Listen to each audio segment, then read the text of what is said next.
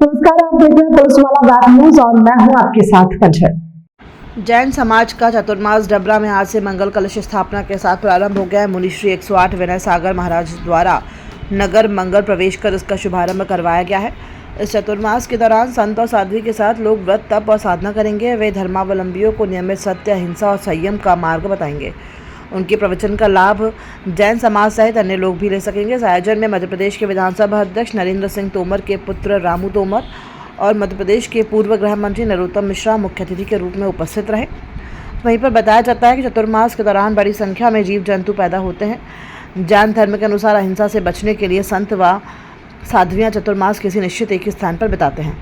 चतुर्मास के दौरान ज़्यादातर लोग धार्मिक हो जाते हैं और हिंसा से हर संभव बचने का प्रयास करते हैं। इसके अंतर्गत शारीरिक, मानसिक, वाचिक और भावनात्मक हिंसा शामिल है। कठिन व्रत से लोग जीवन को मर्यादित और संयमित रखने का प्रयास करते हैं, जिससे लोगों का विवेक जागृत हो जाता है। संतों की तपस्या, त्याग व प्रवचन का लाभ स्वमेव दिखने लगेगा। अधिकांश लोग सूर्योदय के बाद और सूर्यास्त से पूर्व केवल गर्म पानी पीते हैं। कुछ लोग सीमित द्रव्य और दिनचर्या को सीमित कर देते हैं और ज़्यादातर समय निवास पर ही बिताते हैं। इस दौरान साधना और तप का विशेष महत्व बताया गया। आशीर्वाद चाहता हूँ, आपका स्नेह चाहता हूँ, कृपा चाहता हूँ। एक आभार भी व्यक्त करना चाहता हूँ महाराज आपका कि आपने चातुर्मास के लिए डबरा को चुना।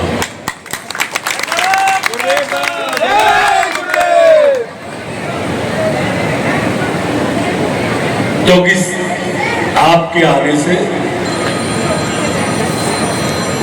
जैन समाज नहीं, सभी समाजों के अंदर आज आपकी चर्चा है। और जब कोई संत आता है तो अपने साथ में संस्कृति भी लाता है और संस्कार भी लाता है। संत का आना और बसंत का आना, ये दोनों एक सा ही होता है। जब बसंत आता है तो वृक्षों में नई कोपलें, नई पत्तियां आती हैं, और जब संत आते हैं तो नौजवानों में नई संस्कृति और नए संस्कार।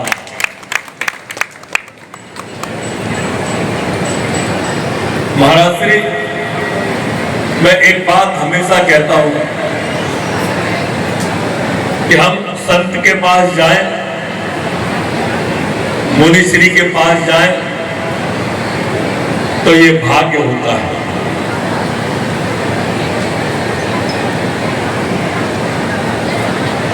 संत हमें याद करें, मुनिश्री हमें याद करें, ये भाग्य होता है।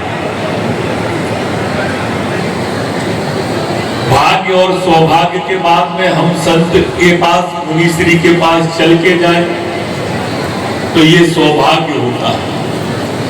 और मुनिश्री स्वयं चल के हमारे बीच में आ जाएं तो ये महाभाग्य होता है। और इतने पर भी हम नहीं समझे तो ये दुर्भाग्य होता है। मुनिश्री, आप डबरा में पधारे हैं और पलक पावड़े बिछाकर आपकी अगवानी कर रहा है कि हमारे यहाँ का वातावरण ऐसा हो जाए, संस्कृति ऐसी हो जाए। संस्कृति की जहां तक बात है, एक बात बहुत साबित है कि स्वयं का खाना प्रकृति है। हम भोजन करते हैं तो स्वभाव है, स्वयं खाना प्रकृति है, छुड़ा के खाना विकृति है, और खुद भूखे रहकर दूसरे को भोजन करवाना ये हमारी संस्कृति है। और इस संस्कृति के ध्वजावाहक हुए आप मुनिश्री, क्योंकि वर्तमान समय में आदमी, मुनिश्री, पैसे की चाह में इतना अंधा हो गया है। ये वर्तमान जो मोबाइल, ट्विटर, फेसबुक, व्हाट्सएप आए, इसने इतनी तेज देश को दौड़ाया कि लोगों के लिए पैसा महत्वपूर्ण हो गया और संबंध बौने हो गए। आज फेसबुक पर ट्विटर पर तो हमारे फॉलोअर और फ्रेंड 1 लाख है, पर बीमार हो जाए तो अस्पताल में देखने 2 लोग नहीं जाते, इतने सारे फ्रेंड होने पर। क्योंकि ये सब काल्पनिक दुनिया है जिसमें आप नौजवान विचरण करने लगा, और उस नौजवान के सामने जो इस अंधानुकरण की दौड़ में तेज भग रहा है, जब आप जैसा मुनिश्री चरित्र आता है कि जिसने परिवार छोड़ दिया, जिसने समाज छोड़ दिया, रिश्तेदार भाईचारा छोड़ दिया, जिसके ने कि वो ऐसा त्यागा के तन के ऊपर वस्त्र नहीं रखा, वो हमारे लिए प्रेरणा का पुंज बनेंगे। या जो फेसबुक और उसके स्थापना महोत्सव के अवसर पर आज के कार्यक्रम में श्रद्धा के केंद्र आदरणीय मुनिवर श्री विनय सागर जी महाराज के चरणों में प्रणाम। और लगातार मैं कार्यक्रमों में देखता हूँ तो जैन समाज के मेरे भाई और बहन हैं, वो समाज पर धर्मगत पर कोई भी कार्यक्रम होता है तो उस कार्यक्रम में कितने मनोयोग से लगते हैं, ऐसी अपनी धर्म निष्ठा को प्रणाम। और आज इस अवसर पर यही कहना चाहूँगा कि पूरे हिंदुस्तान में जब भी चतुर्मास का समय आता है तो जैन समाज का बच्चा बच्चा ईश्वर के प्रति समर्पित हो जाता है। ये इकलौता समाज है तो लगातार पूर्ण रूप से धर्म के प्रति समर्पित है।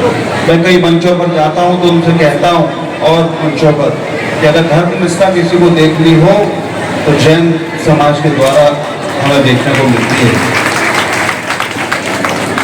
कार्यक्रम तो हर बार होते हैं, हर बार आपको महाराज जी के श्री मुझसे कुछ ना कुछ अच्छा सुनने को मिलता है।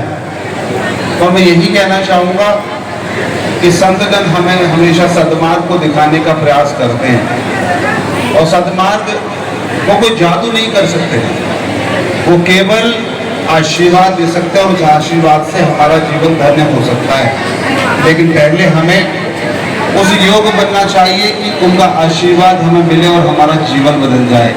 तो पहले पूर्ण रूप से हमें समर्पित होना पड़ता है, उसके बाद संतजन हमें अपनाते हैं और उनका एक एक शब्द हमारे लिए उसी प्रकार महत्वपूर्ण होना चाहिए कि जब घर में कोई सोने की चीज हमारे पास होती है तो हम उसको संभाल कर रखते हैं कि खो ना जाए और उसका ध्यान रखते हैं। तो महाराज श्री के मुख से जो जो शब्द आपको सुनने को चतुर्मास में मिलने जा रहे हैं उनको अगर 24 कैरेट सोने की तरह अगर जीवन में संभाल के आप रखेंगे तो निश्चित तौर पर आपका जीवन सुखमय और समृद्धिमय रहेगा।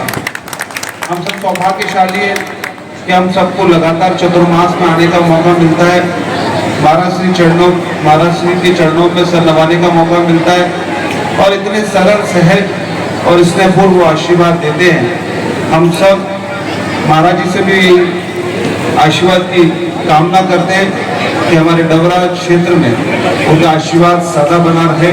हमारे भाई बहन, हमारे जो भी हमसे मिलने वाले हैं उन सब पर ईश्वर की कृपा रहे, क्षेत्र में समृद्धि बरसती रहे और आपकी कृपा सदा बनी रहे। और लगातार जैन धर्म के, जैन समाज के जो लोग हैं वो लगातार धर्म से जुड़े रहें और अपने जीवन को धन्य बनाते रहें। इन्हीं शब्दों के साथ मैं अपनी वाणी को विराम दूंगा, क्योंकि एक कार्यक्रम में मुझे पहुंचना है और शाम की मेरी ट्रेन है 5:40 की।